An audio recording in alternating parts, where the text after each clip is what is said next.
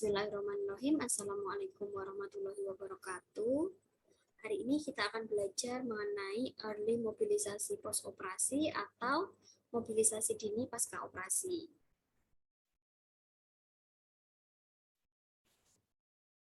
Untuk learning objektif atau capaian pembelajaran pada hari ini, yang pertama mengenai pengertian mobilisasi, kemudian manfaatnya, tujuan, kerugian, macam-macam mobilisasi, indikasi boleh dilakukannya mobilisasi dan kontraindikasinya, serta SOP-nya, seperti apa cara-cara melakukan mobilisasi dini pasca operasi.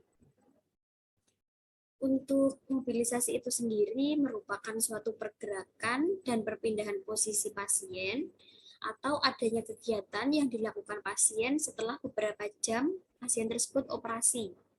Jadi pada pasien setelah operasi itu kita harus lakukan latihan atau kita latih yang namanya mobilisasi dini pada pasien setelah dia operasi. Jadi muter-muter.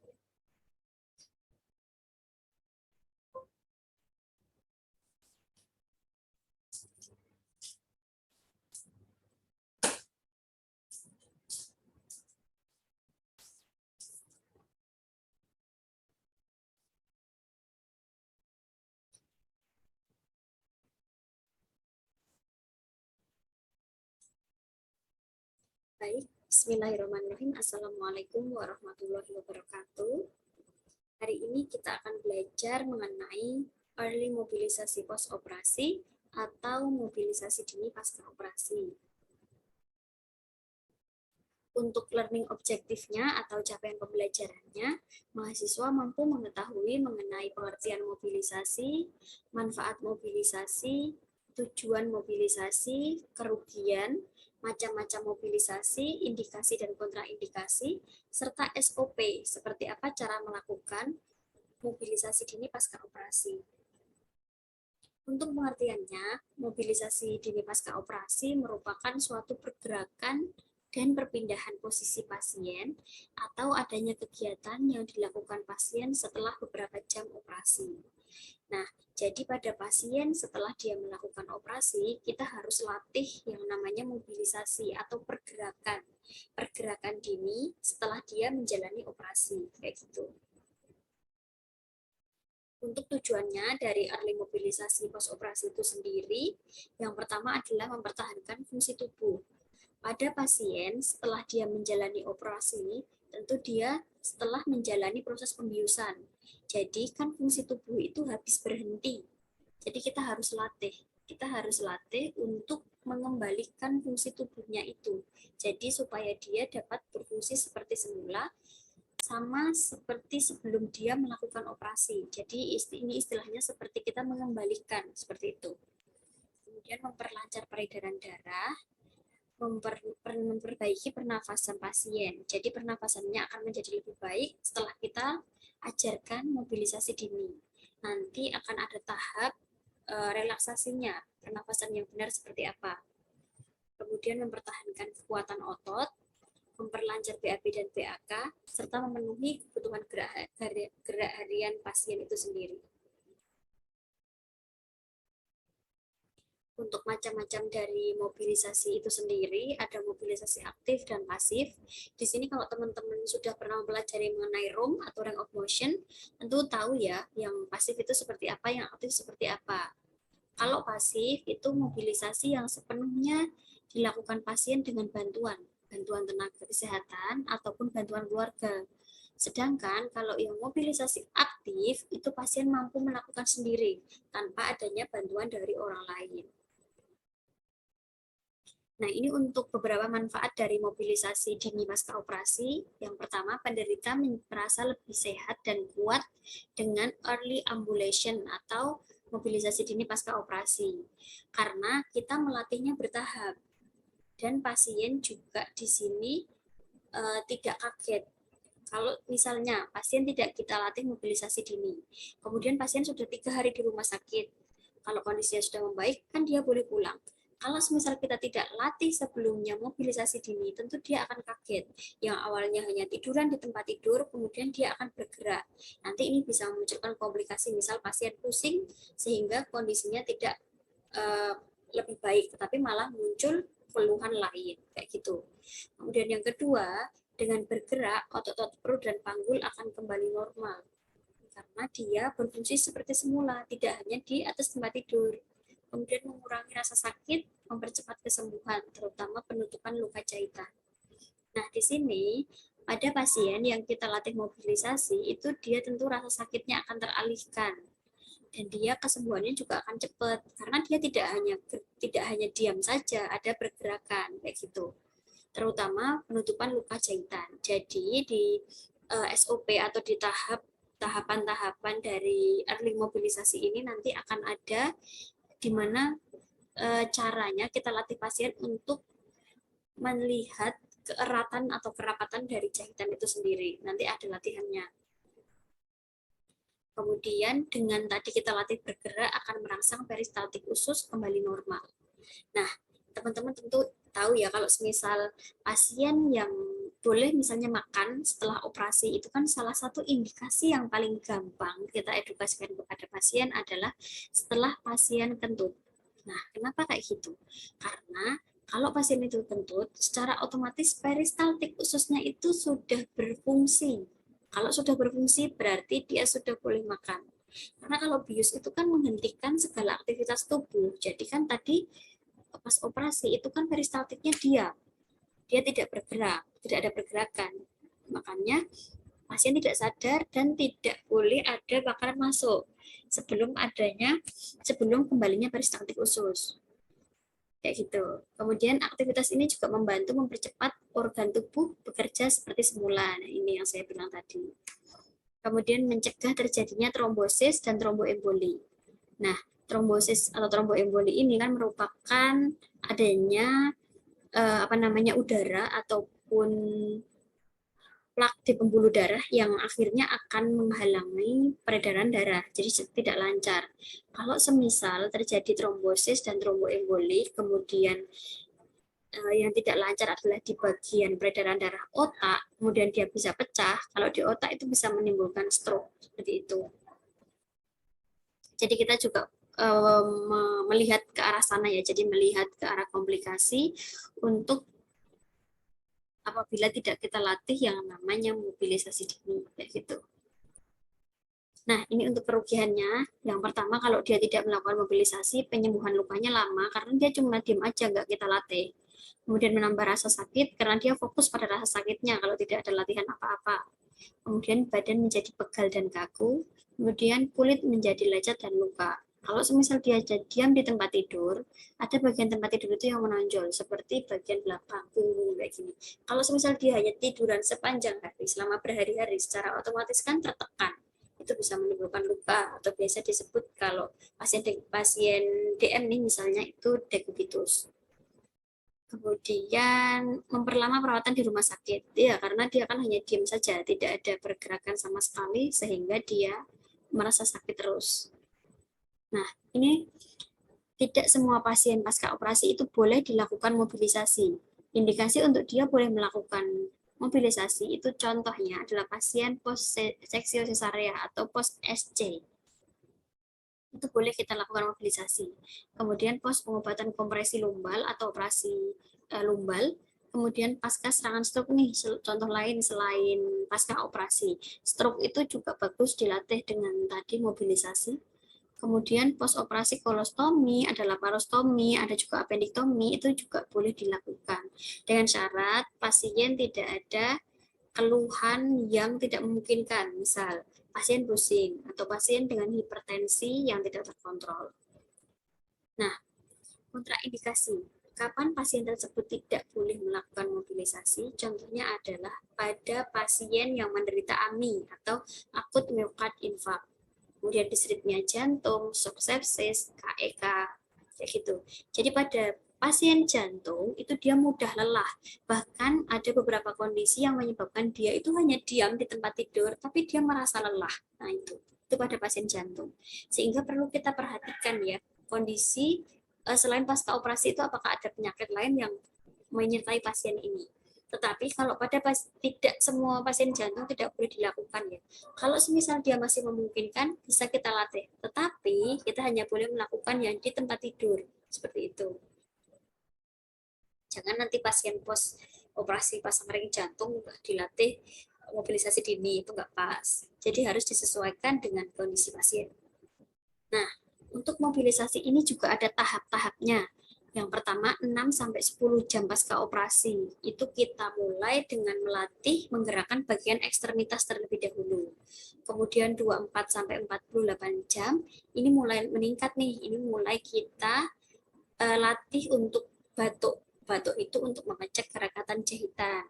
Kemudian setelah 48 jam atau masuki setelah hari kedua, kita baru boleh latihan berjalan seperti itu.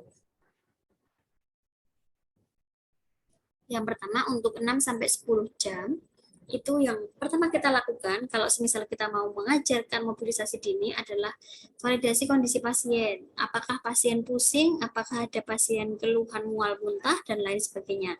Kemudian jangan lupa cek tanda-tanda vital untuk memastikan tekanan darahnya tidak terlalu tinggi, kemudian respirasinya juga bagus. Jangan sampai pasien itu sek kok dilatih mobilisasi, itu juga nggak pas gitu ya. Kemudian yang ketiga adalah kita latih relaksasi dengan nafas dalam. Kemudian yang keempat, mulai menaikkan tempat tidur. Jadi tempat tidur itu mulai kita naikkan. Pada 6-10 jam itu kita mulai naikkan ke 15 derajat. Setelah kita naikkan, kita tanyakan apakah ada keluhan pusing atau tidak setelah dinaikkan. Kalau semisal pusing, maka kita turunkan lagi. Kalau semisal tidak, maka kita pertahankan. Kemudian mulai menggerakkan ekstremitas di bagian bawah. Jadi ekstremitas bawah kita latih. Kemudian miring kanan dan miring kiri. Nah, setelah selesai tindakan ini yang untuk 6-10 jam, kita tanyakan kepada pasien ada keluhan pusing atau mual muntah atau tidak. Kalau semisal tidak, kita bisa edukasikan kepada pasien untuk melakukan sendiri tuh relaksasi nafas dalam, kemudian mulai menggerakkan bagian ekstremitas, miring kanan dan miring kiri. Ini boleh dibantu oleh keluarga. Nah, proses yang kedua itu setelah pada 24 jam sampai 48 jam pasca operasi. Ini ada beberapa hal yang bisa kita latih. Yang pertama adalah latihan batuk. Latihan batuk itu untuk menjaga kerekatan jaringan. Nah, ini bisa dilakukan 2-3 kali setiap 3 jam. Nanti di video terakhir akhir-akhir nanti saya akan praktekkan seperti apa prosesnya dari mobilisasi yang 6-10 jam sampai lebih dari 48 jam. Kemudian yang kedua adalah posisi kepala. Nah, yang tadi awalnya 15 derajat, pada 24 jam ini sudah kita mulai naikkan sampai 90 derajat. Tetapi ini bertahap ya, jangan tiba-tiba langsung 90 derajat. Boleh 40 derajat dulu, kemudian 60, baru nanti ke 90, kayak gitu. Jadi ini bertahap. Kemudian ajarkan pasien untuk mulai duduk, latihan duduk dulu di tempat tidur. Kalau misal tidak pusing, tidak muncul keluhan, kita bisa mulai minta pasien untuk duduk di pinggiran tempat tidur dengan kaki di pinggir, jadi kayak seperti mengayun kayak gitu. Setelah itu kita validasi dulu ya, tentu setiap tindakan sebelum dan sesudah harus divalidasi kondisi pasiennya, apakah ada keluhan atau tidak, baik sebelum ataupun setelah melakukan implementasi. Nah, ini yang terakhir. Setelah 48 jam pasca operasi, maka kita bisa ajarkan beberapa mobilisasi. Yang pertama tentu validasi kondisi pasien, cek apakah ada keluhan. Jadi ini yang menjadi batasan apakah kita mungkin melakukan latihan ataupun tidak itu dengan mengecek keluhan pasien, kemudian TTP pasien. Kalau misal tidak ada masalah, kita bisa mulai dengan ajarkan pasien berdiri. Berdiri itu yang pertama minta pasien untuk berdiri di samping tempat tidur selama 1 menit dengan memegang pinggiran tempat tidur. Kalau semisal 1 menit itu tidak ada keluhan, maka bisa kita lanjut dengan ajarkan mulai berjalan di tepi tempat tidur ya. Jadi dengan dia masih memegang pinggiran tempat tidur. Kalau semisal sudah tidak ada masalah, maka nanti bisa kita edukasikan untuk mulai berjalan di dalam kamar seperti itu. Tapi ini bertahap, jadi jangan langsung edukasikan juga ke pasien kalau Misal ada keluhan jangan dipaksakan, karena nanti kalau dipaksakan bukannya kita memperbaiki kondisi, nanti malah memunculkan keluhan lain. Misal kalau kita paksakan terus dia jatuh, nah itu kan berbahaya, malah menimbulkan komplikasi lain. Kemudian kalau setelah itu nih, setelah kita berikan edukasi, itu setelah kita berikan implementasi, kita edukasikan kepada pasien untuk melakukan latihan itu rutin. Jadi diawali dengan tadi ya, di awal tarik nafas dalam, kemudian mulai miring kanan, miring kiri, kemudian kita mulai pasien dengan duduk di tempat tidur, duduk di pinggirannya, mengayunkan kaki, kemudian mulai berdiri di samping tempat tidur, berjalan di pinggiran tempat tidur, dan nanti kalau sudah bisa boleh berjalan di dalam kamar seperti itu. Asalkan si pasien tersebut tidak ada keluhan selama menjalankan dan tidak boleh dipaksakan seperti itu. Nah, nanti untuk terkait pertanyaan kita bisa diskusikan di grup ya. Mungkin cukup itu yang dapat saya sampaikan terkait dengan mobilisasi dini pasca operasi. Nanti silakan dipelajari. Sampai jumpa di pertemuan berikutnya. Semoga bermanfaat. Saya akhiri. Wassalamualaikum warahmatullahi wabarakatuh. Assalamualaikum Ibu. Dengan Ibu siapa ya? Kebetulan. Kebetulan coba saya cek identitasnya Bu. Oke, kebetulan ya. Coba sebutkan tanggal lahirnya. 19 Februari. Oke, 19 Februari besok pagi. Perkenalkan Bu, nama saya perawat Evi. Saya perawat yang jaga pada siang hari ini. Hari ini kita akan melakukan kegiatan yaitu mobilisasi atau latihan ya Bu ya. Pas operasi, karena tadi pagi sudah operasi ya. Ini sudah 7 jam, jadi kita akan melakukan pergerakan atau mobilisasi di mana tujuannya itu supaya ototnya tidak kaku, kemudian peredaran darahnya lancar, sehingga nanti untuk proses pemulihannya akan cepat. Seperti itu ya Bu ya. Untuk kegiatan ini membutuhkan waktu sekitar 10 sampai 15 menit. Apakah Ibu bersedia? Iya. Oke, kalau itu sebelum kita mulai ada pertanyaan dulu. Ya, ada. Kita mulai bicara sesuatu terlebih dahulu ya. Kemudian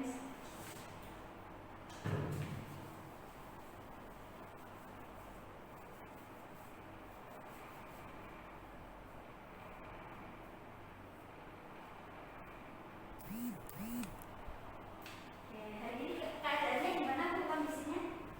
Masih ini ya, mulai kerasa nyeri. Oh, mulai kerasa nyeri ya. Tadi ada keluhan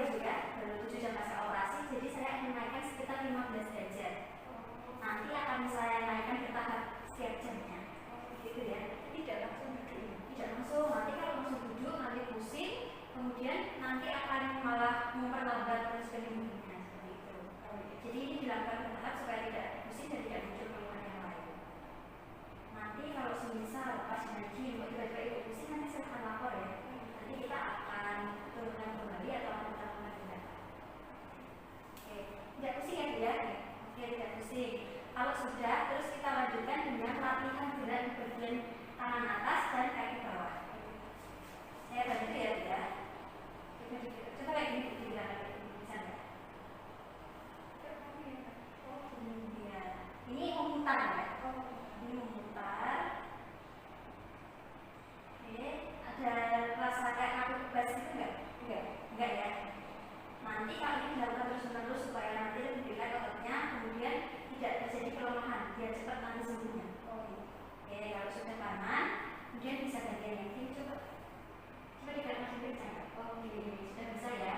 Jadi nanti ini bisa dilakukan sesering mungkin juga boleh ya, untuk pergerakan tangannya. Kemudian sekarang kita ke bagian kaki.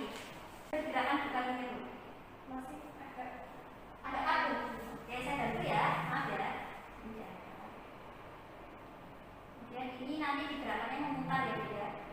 Nanti kalau misal belum bisa sendiri, boleh keluarganya membantu ya. Ya, oke. Ini terus nanti agak gini kalau sudah lebih nggak kaku lagi ya. Bertahan. Ya, gantian sebelumnya. Ini memutar seperti yang tangan tadi ya, Bu ya. Tangan kaki sama ya. Tangan kaki sama, jadi gerakannya memutar. Oke, itu untuk pergerakan bagian tangan dan kaki. Nanti bisa dilakukan sendiri ya. Selanjutnya kita akan latihan miring. Miring ya. Kalau yang dioperasi sebelah mana saya? Sebelah kanan ya, karena ini khusus dulu atau pendek ya. Iya, seperti ada di sini. Akan miring ke kanan dulu atau kiri dulu? Kiri dulu. Oke, kiri dulu.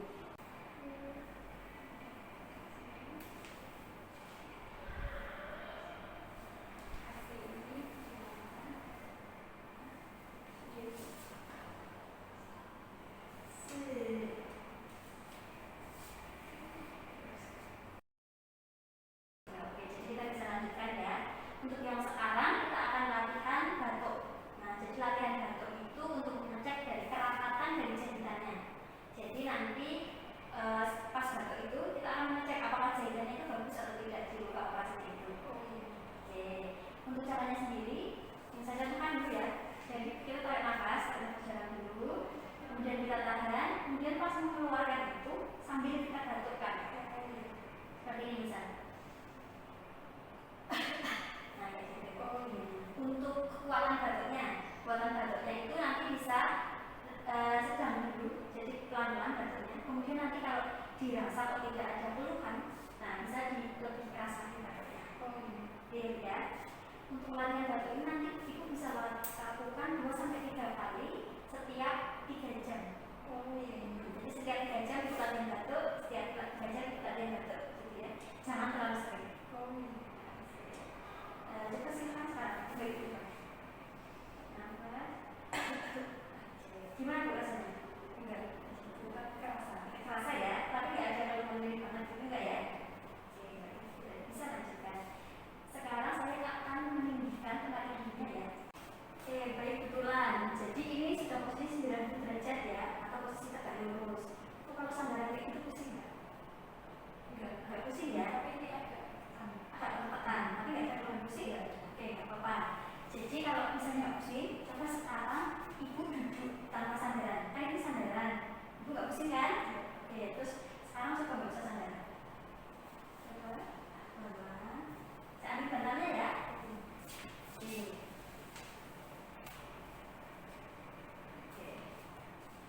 Saya.